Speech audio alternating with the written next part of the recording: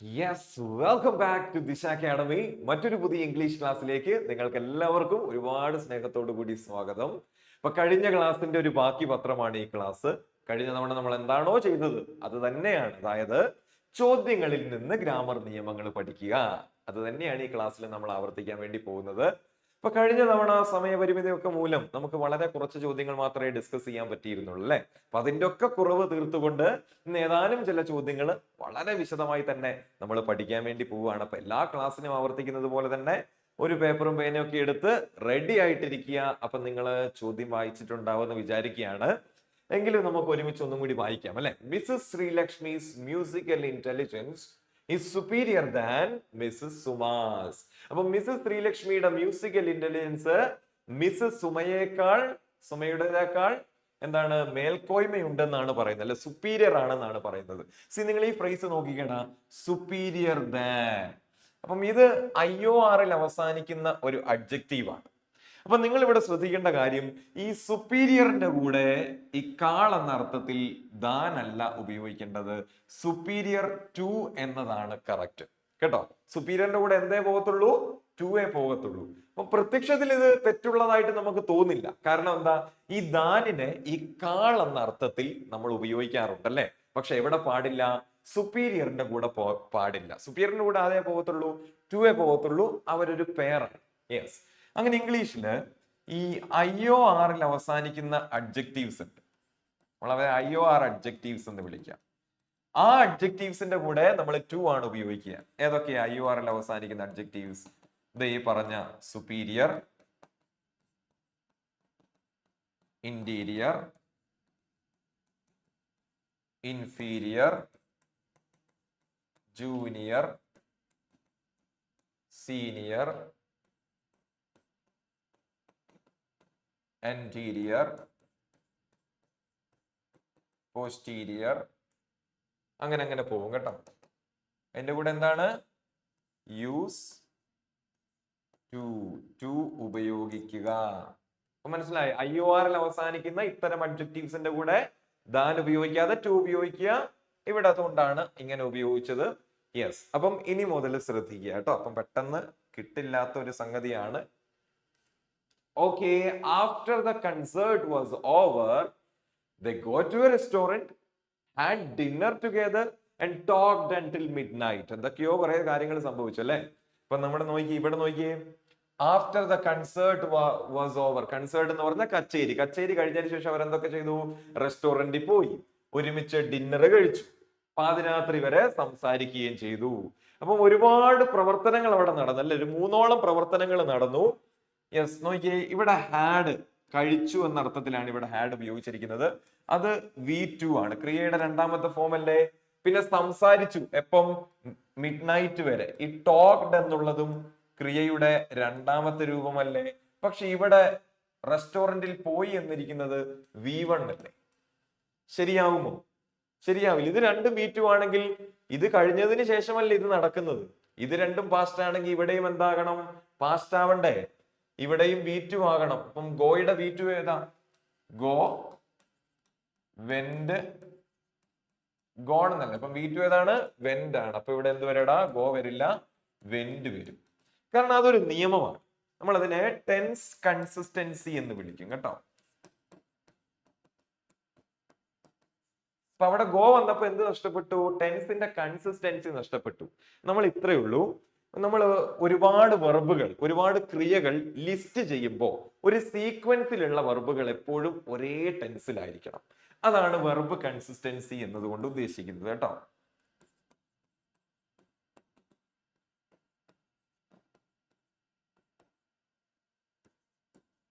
അപ്പൊ നമ്മുടെ നിയമം എത്രയേ ഉള്ളൂ, ഷുഡ് ഹാവ് ദ സെയിം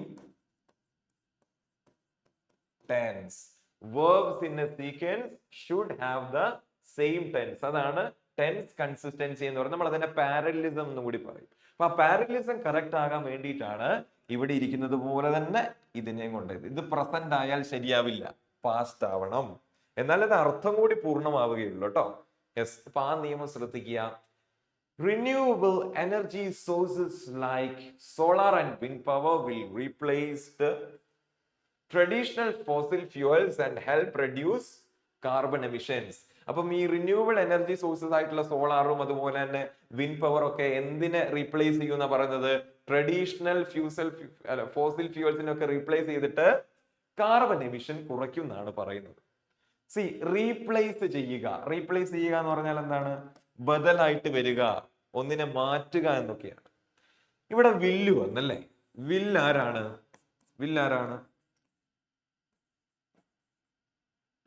ഒരു മോഡൽ ഓക്സിലറി വെർബ് ആണ് അല്ലെ? നമ്മൾ ശ്രദ്ധിക്കേണ്ട കാര്യം, ഇംഗ്ലീഷില് ഒരു മോഡൽ ഓക്സിലറി വെർബ് ഉപയോഗിക്കുന്നതിന് ശേഷം രണ്ടാമത് ഉപയോഗിക്കുന്ന വെർബ് എപ്പോഴും V1 ആയിരിക്കണം. അതായത് ഇപ്പം ഈ വില്ല്, കുഡ്, ഷുഡ്, മൈറ്റ്, മസ്റ്റ് തുടങ്ങിയതില്ലേ, അതിനെയാണ് നമ്മൾ മോഡൽ ഓക്സിലറി എന്ന് വിളിക്കുന്നത്. അപ്പൊ അതേപോലെ വന്നിട്ടുണ്ടെങ്കിൽ V1 ആണ് വരിക. ഇപ്പൊ ഇവിടെ ഏതാ? V2 ആയിട്ടല്ല കിടക്കുന്നത്. അപ്പം ഈ ഡി വേണ്ട, കേവലം മൊത്തത്തിൽ എഴുതുകയാണെങ്കിൽ ഇത് മൊത്തത്തിൽ തെറ്റിട്ട് നമുക്ക് ശരിയാക്കി എഴുതാം കേട്ടോ. റീപ്ലേസ് എന്ന് മാത്രം മതി. നമ്മൾ ഐ വിൽ വിൻ എന്നല്ലേ, ഞാൻ ജയിക്കുന്നല്ലേ, വില്ലിന് ശേഷം എന്താണ്? V1 ആണ് വരിക എപ്പോഴും. നിങ്ങൾ ശ്രദ്ധിക്കുക. അതിപ്പോ ഇവിടെ മസ്റ്റ് ആയാലും ഗുഡ് ആയാലും ഷുഡ് ആയാലും രണ്ടാമത് ഉപയോഗിക്കുന്ന വെർബ് എപ്പോഴും V1 ആയിരിക്കണം. അപ്പൊ അതിന്റെ നിയമം ഇത്രയേ ഉള്ളൂ കേട്ടോ. അപ്പം വിൽ റീപ്ലേസ് എന്ന് വരും, വിൽ റീപ്ലേസ്ഡ് എന്ന് പറയരുത്. Yes, okay. അടുത്തത്, it is he who work for the company for more than a decade. Yes, ഇവിടെ നോക്കിയേ, ഇറ്റ് ഈസ് ഹി, അവനാണ് എന്ത്? കമ്പനിക്ക് വേണ്ടി ഒരു ദശാബ്ദത്തെക്കാൾ കൂടുതൽ വർക്ക് ചെയ്തത് എന്നാണ് അല്ലെ? വർക്ക് ചെയ്യുന്നത് എന്നാണ്. സി, ഈ ഒരു ഭാഗത്തെ നമ്മൾ വിളിക്കും റിലേറ്റീവ് ക്ലോസ് എന്ന് വിളിക്കും. എന്ത് വിളിക്കും? Relative close. എന്തിനാ അങ്ങനെ റിലേറ്റീവ് ക്ലോസ് എന്ന് വിളിക്കുന്നത്? കാരണം ഈ ഹൂ ഇല്ലേ, ഹൂവിനെയാണ് നമ്മൾ എന്ത് വിളിക്കുന്നത്? റിലേറ്റീവ് പ്രോനൗൺ എന്ന് വിളിക്കുന്നത്. എന്തിനാ നമ്മൾ റിലേറ്റീവ് പ്രോനൗൺ യൂസ് ചെയ്യുന്ന? ഇംഗ്ലീഷിൽ പറഞ്ഞു കഴിഞ്ഞാൽ പഠിപ്പിച്ചല്ലേ, കഴിഞ്ഞ ഏതോ ക്ലാസ്സിൽ ഞാൻ വിശദമായിട്ട് തന്നെ പറഞ്ഞു. എന്തിനാ റിലേറ്റീവ് പ്രോനൗൺ യൂസ് ചെയ്യുന്നത്? ഏതെങ്കിലും ഒരു നൗണിനോടോ പ്രോനൗണിനോടോ അതിനെ സംബന്ധിച്ച് ഒരു എക്സ്ട്രാ കാര്യം ചേർത്ത് വെക്കാനാണ് എന്ത്? റിലേറ്റീവ് പ്രോനൗൺ യൂസ് ചെയ്യുന്നത്. അങ്ങനെ നമ്മൾ ശ്രദ്ധിക്കേണ്ട കാര്യം, ഈ റിലേറ്റീവ് പ്രോനൗൺ ഉപയോഗിച്ച് നമ്മൾ ഹീനോടല്ലേ ബന്ധിപ്പിക്കുന്നേ? അപ്പം ഹീയോട് ബന്ധിപ്പിക്കുന്നത് കൊണ്ട് തന്നെ ഇതിലെ വെർബും എന്തിനോട് യോജിച്ചു പോകണം? ഹീയുമായിട്ട് യോജിച്ചു പോകണ്ടേ? ഹീ ആരാണ്? സിംഗുലർ ആണ്. അപ്പൊ സ്വാഭാവികമായിട്ടും വെർബ് എന്താവണം? സിംഗുലർ ആവണ്ടേ? അതായത് എസും ഇഎസും ചേർന്നിരിക്കുന്ന അവസ്ഥയാണ് സിംഗുലർ എന്ന് വിളിക്കുന്നത്. ക്രിയയെ സിംഗുലർ ആക്കുക എന്ന് പറഞ്ഞാൽ അതിനോട് എസ്ഒ ഇഎസ്ഒ ചേർക്കുക എന്നാണ് അർത്ഥം. അപ്പം ഇത് സിംഗുലർ ആയാൽ ഇതിനോട് ചേർക്കപ്പെടുന്ന വെർബും എന്താവണം? സിംഗുലർ ആവണം. അപ്പം ഇവിടെ എന്തിട്ടണം? വർക്ക്സ് എന്ന് കൊടുക്കണം കേട്ടോ. വർക്ക്സ് എന്ന് പറയുന്നതാണ് ശരി. കേവലം വർക്ക് എന്ന് മാത്രം പറഞ്ഞിട്ട് കാര്യമില്ല. He works. നിങ്ങൾ ഇതില്ലാണ്ട് ഈ ഹൂ ഇല്ലാന്ന് ചിന്തിച്ചു നോക്കിയേ, ഹി വർക്ക് എന്ന് വരുമോ? ഇവിടെ ഹൂ ഇല്ലാന്ന് ചിന്തിക്ക്. ഹി ഡയറക്ട്ലി ആരുമായിട്ട് ബന്ധപ്പെടുന്നു? വർക്കുമായിട്ട് ബന്ധപ്പെടുന്നു. അപ്പം വർക്ക് എന്ന് മാത്രം എഴുതിയിട്ട് കാര്യമില്ലല്ലോ, വർക്ക്സും കൂടി എഴുതണ്ടേ. അപ്പൊ ഇവിടെയാണ് തെറ്റ് കേട്ടോ. യെസ്, ഹു വർക്ക്സ് എന്നാണ് വരിക. ഇപ്പൊ ക്ലിയർ ആയെന്ന് വിചാരിക്കുകയാണ്. നമുക്ക് അടുത്തതിലേക്ക് പോവാം. The judges eliminated the classical singer. എന്തായിരിക്കാം? As he dropped off in the middle of the competition. അപ്പം മത്സരത്തിനിടയിൽ എന്തോ സംഭവം നടന്നല്ലേ, അതുകൊണ്ട് ഈ ജഡ്ജസ് എന്ത് ചെയ്തു? ഈ ക്ലാസിക്കൽ സിംഗറിനെ എലിമിനേറ്റ് ചെയ്തതാണ്. ഇവിടെ ആസ് എന്നത് ബിക്കോസ് എന്ന അർത്ഥത്തിലാണ് ഉപയോഗിച്ചിരിക്കുന്നത് കേട്ടോ. ബിക്കോസ് ഒരു കൺജങ്ഷൻ ആയിട്ടാണ് യൂസ് ചെയ്യുന്നത്. ആസ് എന്ന് പറഞ്ഞാൽ എന്താണ് അവിടെ? ബിക്കോസ്, കാരണം എന്നാണ് അതിന്റെ അർത്ഥം. ഓക്കെ, അത് എക്സ്ട്രാ പറഞ്ഞു വെച്ചു എന്ന് മാത്രം. അപ്പൊ എന്താണ് കാരണം? ഇവിടെ ഡ്രോപ്പ് ഓഫ് എന്നാണ്. ശരിക്കും അങ്ങനെ ഒരു പദപ്രയോഗം ഇല്ല. ഡ്രോപ്പ് ഓഫ് എന്നുള്ളത് സ്റ്റാൻഡേർഡ് ആയിട്ടുള്ള ഒരു പ്രയോഗമല്ല. നമ്മളവിടെ ഡ്രോപ്ഡ് ഔട്ട് എന്നാണ് വേണ്ടത്. ഡ്രോപ്പ് ഓഫ് അല്ല, ഡ്രോപ്ഡ് ഔട്ട് ആണ് ശരി. ഈ ഡ്രോപ്പ് ഔട്ട് നമ്മൾ ഈ ഒരുപക്ഷെ കേട്ടിട്ടുണ്ടാവും അല്ലെ? സ്കൂളിൽ നിന്ന് കോളേജിൽ നിന്ന് ഡ്രോപ്പ് ഔട്ട് ആണ് എന്നൊക്കെ പലരും പറഞ്ഞതായിട്ടൊക്കെ നമ്മൾ കേട്ടിട്ടുണ്ടാവും. ഡ്രോപ്പ് ഔട്ട് എന്ന് പറഞ്ഞാൽ എന്താണ്? ടു ലീവ് സംതിങ് എന്നാണ്. ടു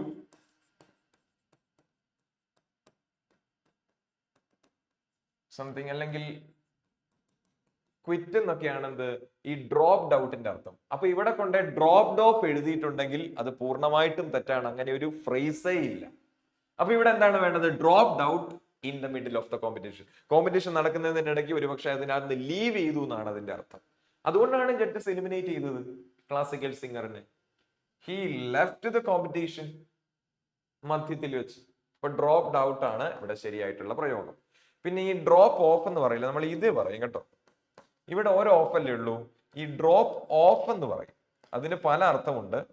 അതിന് ടു ഡെലിവർ എന്നർത്ഥമുണ്ട്, കൊണ്ടുവരിക എന്നർത്ഥമുണ്ട്, ടു ഡിക്രീസ് എന്നൊരർത്ഥമുണ്ട്, അതുപോലെ ടു ഫോൾ എസ്ലീപ് ഉറക്കത്തിൽ ആഴുക എന്നൊരർത്ഥം കൂടി ഉണ്ട് കേട്ടോ. അപ്പം ഈ ഒരു 3 അർത്ഥമുള്ളതാണ് ഡ്രോപ്പ് ഓഫ്. പക്ഷെ ശ്രദ്ധിക്കേണ്ട കാര്യം ഇവിടെ 2 എഫ് ഉണ്ട്, പക്ഷെ ഇവിടെ ഒരു ഓഫേ ഉള്ളൂ. അതുകൊണ്ടാണ് ഇങ്ങനെ ഒരു ഫ്രേസേ ഇല്ല എന്ന് ഞാൻ പറഞ്ഞത്. ഓക്കെ, ഇങ്ങനെയുണ്ട്, ഡബിൾ എഫ് ആണ് കേട്ടോ. Yes, okay. അടുത്തത്, you expressed your opinion very clearly but I am sorry I cannot agree to you. നീ നിന്റെ അഭിപ്രായമൊക്കെ വളരെ കൃത്യമായിട്ട് പറഞ്ഞു, പക്ഷേ സോറി ഉണ്ടടാ, എനിക്ക് നിന്നോട് യോജിക്കാൻ പറ്റില്ല, എനിക്ക് നിന്നോട് യോജിക്കാൻ പറ്റില്ല. നമ്മൾ ഒരു വ്യക്തിയുമായിട്ട് യോജിക്കുക എന്ന് പറയുമ്പോൾ ഒരിക്കലും എഗ്രി ടു എന്ന ഫ്രേസ് യൂസ് ചെയ്യരുത്. അവിടെ എന്താണ്, നമ്മൾ ഒരാളോട് യോജിക്കുക എന്ന് പറയുന്നത് എഗ്രി വിത്ത് ആണ്. എഗ്രി വിത്ത് ആണ്. നമ്മൾ എഗ്രി വിത്ത് സംവൺ എന്നാണ് പറയാ കേട്ടോ. Agree with someone. ഇപ്പൊ ഉദാഹരണം, ഞാൻ അവളുമായിട്ട് യോജിക്കുന്നത് എങ്ങനെ പറയുന്നത്? I agree with Har. ഞാൻ അവളുമായി യോജിക്കുന്നു. അപ്പൊ ഇവിടെയാണ് അതിന്റെ എറർ കേട്ടോ. ഐ കനോട്ട് അഗ്രി ടു അല്ല, വിത്ത് ആണ്. അപ്പൊ ശ്രദ്ധിക്കുക കേട്ടോ, അഗ്രി വിത്ത് സംവൺ എന്നാണ് പറയുക ഒരു വ്യക്തിയുമായിട്ട് അഗ്രിമെന്റ് പോകുമ്പോൾ. Yes, okay. I am going to buy a red car. ഞാനൊരു ചുവന്ന കാർ വാങ്ങും. എങ്ങനത്തെ കാറാണെന്നറിയോ? With a leather seats and a sunroof. Sunroof ഒക്കെ വരുവാണെങ്കിൽ അല്ലേ വലിയ പൈസ കൊടുക്കേണ്ടി വരും അല്ലേ. 10-20 ലക്ഷം രൂപയ്ക്ക് മേളിലുള്ള കാറിനൊക്കെ അല്ലേ സൺറൂഫ് ഉണ്ടാവുള്ളൂ. Okay, whatever. നമുക്ക് ഡിസ്കസ് ചെയ്യാനുള്ളത്, I am going to buy a red car with A C. ഈ എയുടെ അർത്ഥം ഒരു എന്നല്ലടാ, ഒരു എന്നല്ലേ. ഈ എയും ആനൊക്കെ അതിനല്ലേ യൂസ് ചെയ്യുന്നത് അല്ലെ, ഒരു എന്ന അർത്ഥത്തിലല്ലേ. പക്ഷെ ഇവിടെ നോക്കിയേ, ഇത് പ്ലൂരൽ നൗൺ അല്ലേ. ഒരു സീറ്റ് എന്നായിരുന്നെങ്കിൽ ഓക്കെ, പക്ഷെ ഇവിടെ എന്തുണ്ട്? സീറ്റ്സ് എന്നുണ്ട്. അപ്പൊ ഇവിടെ ഒരു എന്നത് ആവശ്യമുണ്ടോ? ഒരു സീറ്റ്സ് എന്ന് മലയാളത്തിൽ പോലും നമ്മൾ പറയാറില്ലല്ലോ. അപ്പൊ പ്ലൂരൽ നൗണിന്റെ കൂടെ എന്ത് വേണ്ട? എ വേണ്ട. അപ്പൊ അതാണ് അവിടുത്തെ തെറ്റ്. അപ്പൊ നമ്മുടെ റൂൾ ഇത്രയേ ഉള്ളൂ, നിയമം ഇത്രയേ ഉള്ളൂ.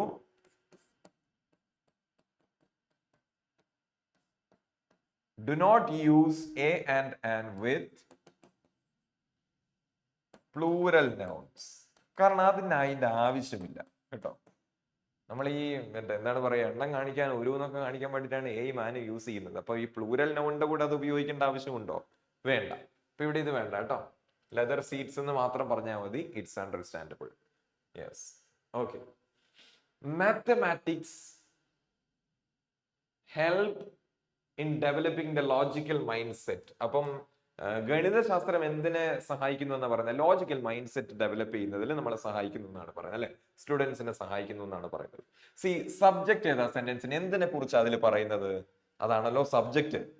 സബ്ജക്ട് എന്താണ്? മാത്തമാറ്റിക്സ്. സെന്റൻസിന്റെ സബ്ജക്ട് ഇതാണ്. ഈ മാത്തമാറ്റിക്സ് എന്നുള്ളത് ഗണിതശാസ്ത്രം എന്നല്ല അർത്ഥം. ഒരുപാട് ശാസ്ത്രങ്ങളൊന്നുമില്ലല്ലോ, ഒരു ശാസ്ത്രമല്ലേ ഗണിതശാസ്ത്രം ഉള്ളൂ. അപ്പം സബ്ജക്ട് സിംഗുലർ അല്ലേ. അപ്പൊ ഞാൻ പറഞ്ഞു, സിംഗുലർ സബ്ജക്റ്റ് ആണെങ്കിൽ തൊട്ടടുത്ത് കിടക്കുന്ന ഈ വെർബ് എന്തായിരിക്കണം? വെർബ് സിംഗുലർ ആവണ്ടേ? വെർബ് സിംഗുലർ ആണ്, എന്ത് വേണം? ഒരു എസ്ഒ ഇഎസ്ഒ ചേർക്കണം. അവിടെ എസ്ഒ ഇഎസ് ഉണ്ടോ? ഇല്ല. അപ്പൊ അതിന്റെ പ്ലൂരൽ രൂപത്തിലാ. സിംഗുലർ സബ്ജക്റ്റിന് ഒരിക്കലും പ്ലൂരൽ വെർബ് പോകത്തില്ല, സിംഗുലർ വെർബാണ്. അപ്പം ഹെൽപ്സ് എന്ന് വരും കേട്ടോ. ഹെൽപ്സ് എന്നാണ് ഇതിന്റെ ശരി ഉത്തരം. ഓക്കെ, കേവലം ഹെൽപ്പ് എന്ന് മാത്രം പറഞ്ഞിട്ട് കാര്യമില്ല. കാരണം എന്താ, നമ്മൾ ഈ വിഷയങ്ങളുടെ പേരുകള്, നമ്മുടെ നിയമം ഇത്രയേ ഉള്ളൂ, നെയിംസ് ഓഫ് സബ്ജക്ട്സ് ഓർ അല്ലെങ്കിൽ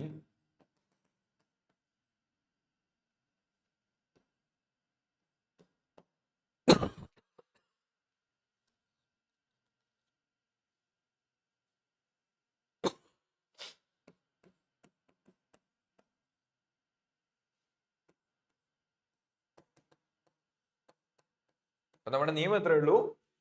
പഠനശാഖകൾ അല്ലെങ്കിൽ വിഷയങ്ങള്, ഇതൊക്കെ അതിന്റെ ഒക്കെ പേരുകൾ ഇംഗ്ലീഷിൽ എന്തായിട്ടാ പരിഗണിക്കുന്നത്? സിംഗുലർ. നമ്മുടെ ഈ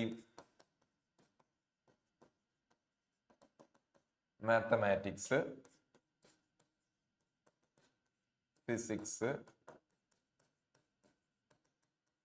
എക്കണോമിക്സ്,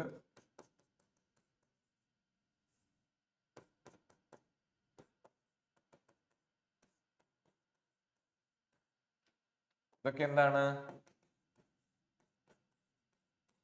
സിംഗുലർ ആണ് കേട്ടോ. യെസ്. അപ്പൊ വിഷയങ്ങളുടെ പേരുകള്, പഠനശാഖകള്, ഇതൊക്കെ എന്താണ്?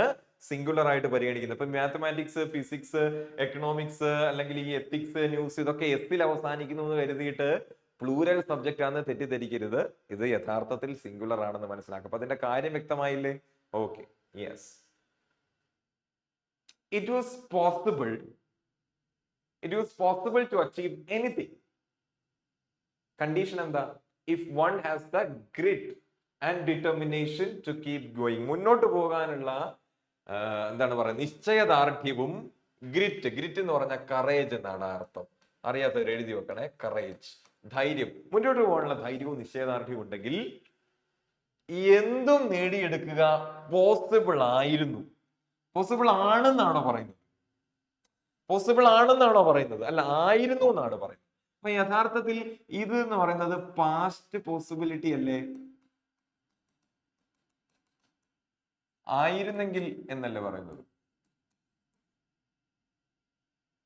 അല്ല, ആയിരുന്നു എന്നാണ് പറയുന്നത് അല്ലെ? ആയിരുന്നു എന്നാണ് പറയുന്നത്. പാസ്റ്റ് പോസിബിലിറ്റിയാണ്. അപ്പൊ ഇവിടെ ഹാസ് വെച്ചിട്ട് കാര്യമുണ്ടോ?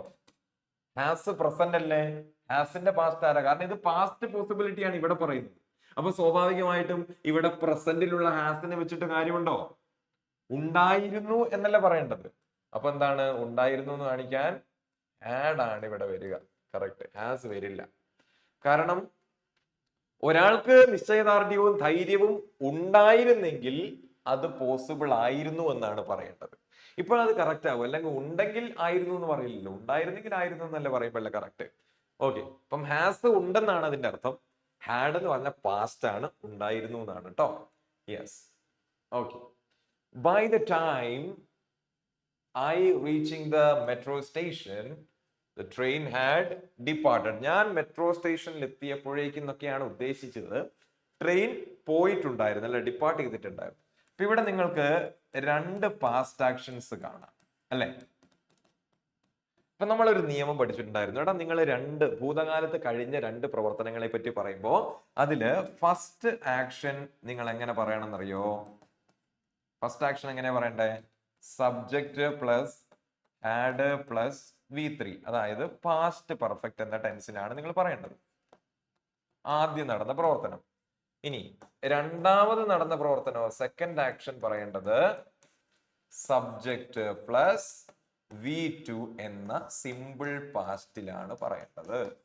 Simple past. മനസ്സിലായോ? അപ്പൊ നമ്മുടെ ഇംഗ്ലീഷിൽ ഒരു നിയമമാണ് കേട്ടോ. ഇപ്പൊ ഭൂതകാലത്ത് കഴിഞ്ഞ രണ്ട് പ്രവർത്തനങ്ങൾ പറയുകയാണെങ്കിൽ ആദ്യം നടന്ന കാര്യം subject plus add plus V3 എന്ന ഫോർമാറ്റിലുള്ള പാസ്റ്റ് പെർഫെക്റ്റ് എന്ന ടെൻസിൽ പറയാ. രണ്ടാമത് നടന്ന കാര്യം സബ്ജക്ട് പ്ലസ് V2ലാണ് പറയേണ്ടത്. അപ്പൊ ഇവിടെ നോക്കിയേ, ഞാൻ എത്തിയപ്പോഴേക്കും എന്താദ്യമേ സംഭവിച്ചിരുന്നു? ട്രെയിൻ വിട്ടിരുന്നല്ലേ? ഞാൻ ലേറ്റ് ആയിട്ടാ വന്നേ. അപ്പൊ ട്രെയിൻ വിട്ടതാണ് ഫസ്റ്റ് ആക്ഷൻ. അതെങ്ങനെയാ പറഞ്ഞത്? Subject plus add plus V3. അപ്പോ സെക്കൻഡ് ആക്ഷൻ കറക്റ്റാ പറഞ്ഞത്. ഫസ്റ്റ് ആക്ഷൻ അല്ലേ ഞാൻ എത്തിച്ചേർന്നത്, അതിന് ശേഷമല്ല സംഭവിക്കുന്നത്. അപ്പൊ ഫസ്റ്റ് ആക്ഷൻ എങ്ങനെ പറയണം? ഇത് സബ്ജക്റ്റ് ആണെങ്കിൽ ഇവിടെ റീച്ചിങ് വരില്ല. സബ്ജക്റ്റ് പ്ലസ് എന്താന്നാ പറഞ്ഞ V2 അല്ലേ? അപ്പം റീച്ച്ഡ് എന്ന് വരും കേട്ടോ. റീച്ച്ഡ് എന്നാണ് ശരി. അത് by the time I reached, കാരണം സബ്ജക്റ്റ് പ്ലസ് V2 ആണ് വരേണ്ടത്. സെക്കൻഡ് ആക്ഷൻ ആണ്. By the time I reached, ഞാൻ എത്തിയപ്പോഴേക്കും the train had departed. Train പോയിരുന്നു. Okay. The people of എവിടുത്തെ ആൾക്കാരാ? Jammu and Kashmir has emphasized and appreciated transparency. Transparency appreciate ചെയ്തു എന്നാണ് കേട്ടോ. ആരാ ചെയ്തത്? The people of Jammu and Kashmir. People means, people എന്ന് പറഞ്ഞാൽ ആരാ? ആൾക്കാർ എന്നാണ്. ഒന്നിൽ കൂടുതൽ ആൾക്കാരില്ലേ? അപ്പൊ ഒന്നിൽ കൂടുതൽ ഉണ്ടെങ്കിൽ അതാരാണ്? പ്ലൂരൽ സബ്ജക്റ്റ് ആണ്. അപ്പൊ സബ്ജക്റ്റ് പ്ലൂരൽ ആണെങ്കിൽ സ്വാഭാവികമായിട്ടും വെർബ് എന്താവണം? ഹാസ് പറ്റുമോ? എസ് ചേർന്നിരിക്കുന്നതെല്ലാം സിംഗുലർ വെർബുകളാണ്. ഹാസ് പറ്റുമോ? ഹാസിന്റെ ചേട്ടൻ ആരാണ്? ഹാവ്. ഇവിടെ എന്ത് വരും? ഹാവ് വരും. ഹാസ് വരില്ല. അതിന്റെ കാരണം മനസ്സിലായില്ല? ആൾക്കാർ, പീപ്പിൾ, പ്ലൂരൽ സബ്ജക്ട്, അതിനോട് എഗ്രിമെന്റിൽ പോകാൻ വേണ്ടി പ്ലൂരൽ വെർബ് തിരഞ്ഞെടുത്തിരിക്കുന്നത് പ്ലൂരൽ ആണ്. ഹാവ് പ്ലൂരൽ ആണ്. ഓക്കെ. ഹാസ് സിംഗുലർ ആണല്ലോ, അപ്പൊ അത് പറ്റില്ല. Okay. Okay, when my father will come, I will make sure that I discuss the possibilities of a new business venture with him. അച്ഛൻ തിരിച്ചു വരുമ്പോ പുതിയൊരു ബിസിനസ് പ്ലാന് അച്ഛനോട് സംസാരിക്കുന്ന ഒരു സാധ്യതയെ പറ്റി ആ സാധ്യത ഉറപ്പാക്കുന്നാണ് പറയുന്നത്. അതായത് അച്ഛനോട് പുതിയൊരു ബിസിനസ് പ്ലാൻ, വെഞ്ചർ എന്ന് പറഞ്ഞ ഉദ്യമം എന്നാണ് കേട്ടോ. ഉദ്യമം, പുതിയൊരു ബിസിനസ് ഉദ്യമം അദ്ദേഹത്തോട് സംസാരിക്കാനുള്ള പോസിബിലിറ്റി ഉറപ്പാക്കുന്നാണ് പറയുന്നത്. അപ്പൊ നോക്കിക്കടാ, when my father will come. ഈ വെൻ ഇവിടെ കണ്ടോ? എന്റെ അച്ഛൻ വരുമ്പോൾ. അപ്പം ഇതാരാണ്? ടൈമിനെ സൂചിപ്പിക്കുന്ന ടൈം ക്ലോസ് അല്ലേ? ടൈം ക്ലോസ് അല്ലേ? എന്റെ അച്ഛൻ വരുമ്പോൾ. അപ്പം ഇംഗ്ലീഷിൽ ഒരു നിയമമുണ്ട്. നമ്മൾ ഈ ടൈം ക്ലോസ്, അതായത് പ്രത്യേകിച്ച് നമ്മൾ ഈ വെന്ന്, ബിഫോർ, ആഫ്റ്റർ, അല്ലെങ്കിൽ ആസ് സൂൺ ആസ്, ഇങ്ങനെയൊക്കെ ടൈം ക്ലോസ് വരുമ്പോ നമ്മൾ എപ്പോഴും അത് പ്രസന്റ് ടെൻസിലായിരിക്കണം പറയേണ്ടത്. മനസ്സിലായോ? നിയമം എന്താന്ന് മനസ്സിലായോ? ഇത് ടൈം ക്ലോസ് ആണെന്ന് ഞാൻ പറഞ്ഞു, അത് മനസ്സിലായോ? ഓക്കെ. അപ്പൊ ടൈം ക്ലോസ് പ്രത്യേകിച്ച് ഈ വെന്ന്, before, after, as soon as ഇങ്ങനെയുള്ള പദങ്ങൾ ഉണ്ടെങ്കിൽ അതെന്തായിരിക്കും? ഇവിടെ ടൈം ക്ലോസ് ആയിരിക്കും. അങ്ങനെയുള്ള ടൈം ക്ലോസ് എപ്പോഴും നമ്മൾ പ്രസന്റ് ടെൻസിലേ പറയാൻ പാടുള്ളൂ. അപ്പൊ അവിടെ ആര് വേണ്ട? വില്ല് വേണ്ട. വില്ലാരാ? ഫ്യൂച്ചർ അല്ലേ, നടക്കുന്ന കാര്യങ്ങളല്ലേ. വില്ല് വേണ്ട. മൈ ഫാദർ കംസ് എന്ന് മതി കേട്ടോ. അപ്പൊ മൊത്തത്തിൽ വരുമ്പോ അതിന്റെ ശരിയായിട്ടുള്ള ഉത്തരം ഇവിടെ എഴുതാം. When my father comes. Subject plus V1 പറഞ്ഞാൽ ഇതാണ് ശരി ഉത്തരം കേട്ടോ. തെറ്റാണ്, വില്ല് വരില്ല. അപ്പൊ അതിന്റെ നിയമം അതാണ്, ടൈം ക്ലോസിൽ പ്രസന്റ് ടെൻസിൽ മാത്രമേ ഉപയോഗിക്കാൻ പാടുള്ളൂ. അതുകൊണ്ട് വില്ലിന് അവിടെ ഒരു സ്ഥാനമില്ല. Okay. Yes. Raveena has made up her mind. അവൾ അവളുടെ മനസ്സിനെ ഒരുക്കി. എന്തിനാ? To carry minimum luggage with her. ഇപ്പൊ രവീണ എന്ത് ചെയ്തെന്ന് പറഞ്ഞാൽ അവൾ അവളുടെ മനസ്സിനെ ഒരുക്കി. എന്തിന്? ടു ക്യാരീഡ് എന്ന് പറയില്ല, തെറ്റാണ്. എന്ത് വരും? ടു ക്യാരി എന്നാണ് പറയാ. To carry. കാരണം നമ്മൾ ഈ ടൂവിന് ശേഷം എപ്പോഴും V1 ആണ് ഉപയോഗിക്കുക കേട്ടോ. ടൂയ്ക്ക് ശേഷം എന്താടാ? V1 ആണ്. ഇതിനെ നമ്മൾ എന്ത് വിളിക്കും? ഇൻഫിനിറ്റീവ് എന്നാണ് വിളിക്കുക. അറിയാത്തവർ എഴുതി വെക്കുക കേട്ടോ. ഈ 2 + V1 ഈ ഒരു യൂണിറ്റിനെ നമ്മൾ എന്താ വിളിക്കുന്നടാ? ഇൻഫിനിറ്റീവ് എന്നാണ് വിളിക്കുന്നത് കേട്ടോ. അതുകൊണ്ടാണ് ഈ 2വിന് ശേഷം V2 ഉപയോഗിക്കാതെ, ഇത് ക്യാരിഡ് എന്ന് പറഞ്ഞാൽ V2 ആണ്, പാടില്ല. V1 തന്നെ ഉപയോഗിച്ചത്, ടു ക്യാരി. എന്തിനു വേണ്ടിയിട്ട്? ടു ക്യാരി, പർപ്പസ് കാണിക്കാൻ കേട്ടോ. ഓക്കെ. യെസ്. ഇവിടെ എന്താ പ്രശ്നം എന്ന് വെച്ചാൽ ഇതാണ് ഒറിജിനൽ സെന്റൻസ് കേട്ടോ. ഈ ഒറിജിനൽ സെന്റൻസിലെ വെർബിൽ എന്തോ ഒരു എറർ ഉണ്ടെന്ന് പറഞ്ഞിട്ടുണ്ട്. അത് നമ്മൾ കണ്ടുപിടിക്കണം. അത് മാത്രമല്ല, ആ എററിനെ കറക്റ്റ് ചെയ്യത്തക്ക രീതിയിലുള്ള ഒരു പെർഫെക്റ്റ് ആയിട്ടുള്ള ഒരു ഓപ്ഷൻ നമ്മൾ തിരഞ്ഞെടുക്കുക കൂടി വേണമെന്നും കൂടി പറഞ്ഞിട്ടുണ്ട്. അതും പ്രസന്റ് ടെൻസിലുള്ള ഒരെണ്ണമായിരിക്കണം നമ്മൾ തിരഞ്ഞെടുക്കേണ്ടത്. അപ്പൊ ഇവിടുത്തെ പ്രശ്നം എന്താ നമുക്ക് നോക്കാം. നമ്മൾ ആദ്യം ഇവിടെ പ്രശ്നം കണ്ടുപിടിക്കാം. എടാ, ഇതിനകത്ത് കമ്മിറ്റി, സബ്ജക്ട് ഏതാ? കമ്മിറ്റി. കമ്മിറ്റി സിംഗുലർ അല്ലേ? കമ്മിറ്റി ആരാണ്? സിംഗുലർ ആണ്. അപ്പൊ സിംഗുലർ ആയതുകൊണ്ട് തന്നെ വെർബിന്റെ കൂടെ എന്ത് വേണം? എസ് വേണം. എസ് വന്നാലല്ലേ വെർബും സിംഗുലർ ആവുകയുള്ളൂ. ചേർക്കേണ്ടവരെ തമ്മിൽ ചേർക്കാൻ പാടുള്ളൂ കേട്ടോ. ചേർന്നിരിക്കാൻ ഇഷ്ടമില്ലാത്തവരെ തമ്മിൽ ചേർത്തിരുത്തേണ്ട ആവശ്യമൊന്നുമില്ല. ഒരുമിച്ച് പോകുന്നത് സിംഗുലർ വെർബ് സിംഗുലർ വർക്ക്സ് ഇങ്ങനെ ആവണം അല്ലെ? യെസ്. അപ്പൊ ഇതാണ് ഇവിടുത്തെ പ്രശ്നം. അപ്പൊ ഇവിടെ ഏതാണ് ഉള്ളത്? കറക്റ്റ് ഏതാ? ഇതുകൊണ്ട് ഇരിക്കുന്നു option D. The committee works diligently. അതുകൊണ്ട് ഇതാണ് നമ്മുടെ നായകൻ, ഇവനെയാണ് നമുക്ക് വേണ്ടത്. This is the right answer. Option D കേട്ടോ. Option D is the right answer. ഇവിടെ എന്താ പ്രശ്നം വെച്ചാല് ദ കമ്മിറ്റി ഈസ് വർക്കിംഗ് എന്നാണ് വേണ്ടത്. ഇവിടെ വർക്ക് എന്ന് മാത്രം കൊടുത്തിട്ട് കാര്യമില്ലല്ലോ. ദ കമ്മിറ്റി വർക്ക്ഡ്, ഇത് സെന്റൻസ് ശരിയാണ്, പക്ഷെ നമ്മളോട് ചോദിച്ചിരിക്കുന്ന പ്രസന്റ് ടെൻസ് എഴുതാനാ. ഈ വർക്ക്ഡ് എന്ന് പറഞ്ഞാൽ വർക്ക് ചെയ്ത് കഴിഞ്ഞു, പാസ്റ്റ് ആണ്. ഇത് സിമ്പിൾ പാസ്റ്റ് ആണ്, SP എന്നതുകൊണ്ട് സൂചിപ്പിക്കാം. സിമ്പിൾ പാസ്റ്റ് ആണ്, അപ്പൊ ഇത് പറ്റില്ല. പിന്നെ ഇത് ഹാസ് വർക്ക് ആണ്. ഇവിടെ ഹാസ് വർക്ക്ഡ് എന്നായിരുന്നെങ്കിൽ നമുക്ക് പരിഗണിക്കായിരുന്നു. പക്ഷെ ഹാസ് വർക്ക് എന്ന് മാത്രം പറഞ്ഞിട്ട് കാര്യമില്ല. ഹാസ് വർക്ക്ഡ് എന്നുണ്ട്. Subject plus has plus V3 ആണ്. അപ്പൊ V3 വരണോ അവിടെ വന്നില്ലല്ലോ. അപ്പൊ ഇതിനെ പരിഗണിക്കും. പിന്നെ ആകെ ഇത് മാത്രമേ ഉള്ളൂ. ഈ തെറ്റ് കറക്റ്റ് ചെയ്യുന്നത് ഇത് മാത്രമേ ഉള്ളൂ. അപ്പൊ ഇത് തെരഞ്ഞെടുത്തു കേട്ടോ. Yes. So that's end of this lecture. നമ്മളൊരു 10-15ഓളം ചോദ്യങ്ങൾ കണ്ടു. അപ്പൊ ഇതിനകത്ത് എന്തെങ്കിലും സംശയം ഉണ്ടെങ്കിൽ, എന്റെ ഏറ്റവും വലിയ സങ്കടം എന്ന് പറഞ്ഞാൽ കഴിഞ്ഞ വീഡിയോയിൽ നിങ്ങൾ ആരും ചോദ്യം ചോദിച്ചിട്ടില്ല എന്നുള്ളതാണ്. നല്ല റെസ്പെക്ട്ഫുൾ ആയിട്ടുള്ള സംശയങ്ങൾ, എല്ലാവർക്കും വാലിഡ് ആയിട്ടുള്ള സംശയങ്ങൾ ചോദിക്കാൻ മടിക്കണ്ട. തീർച്ചയായിട്ടും അങ്ങനെ കാണുമ്പോൾ എനിക്ക് ഭയങ്കര സന്തോഷമാണ്. തീർച്ചയായിട്ടും ഞാൻ അതിന് ഉത്തരം നൽകുന്നതായിരിക്കും കേട്ടോ. So happy learning. Thanks for watching.